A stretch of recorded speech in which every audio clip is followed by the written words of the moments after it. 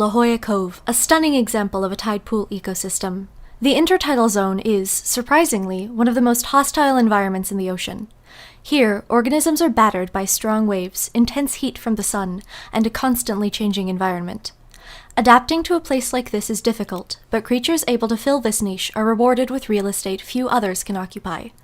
This area is a nature preserve, home to all kinds of unique organisms. Join me as we explore some of the creatures of the cove. This is the sound of one of the cove's largest organisms, the sea lion. Sea lions, as their name suggests, are predators and primarily eat fish in the kelp beds surrounding the cove. Like many other carnivores, the sea lion spends plenty of time conserving its energy.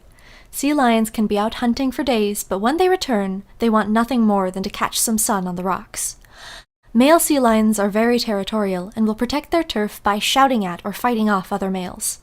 Female sea lions have a gestation period of 1 year, giving birth in June and mating again only a few weeks after. Mothers will nurse their babies for another 6 to 12 months.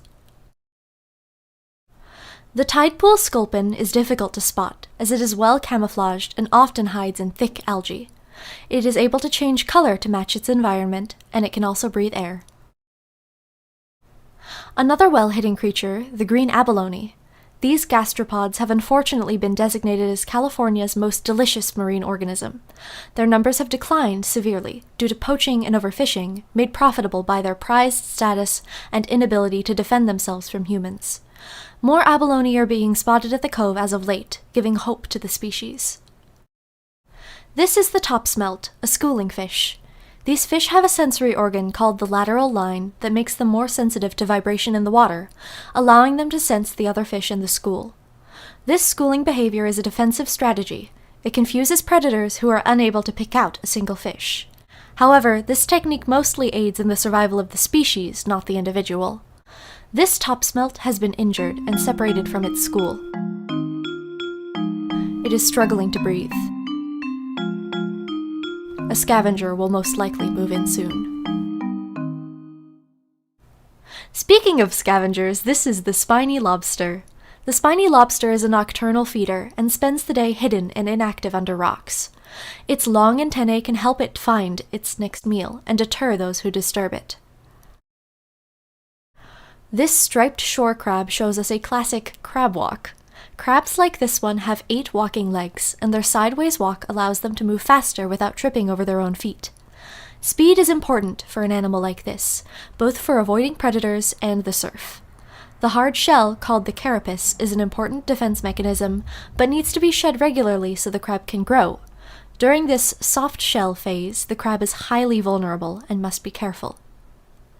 Despite also having a hard carapace, hermit crabs prefer a bit of extra armor.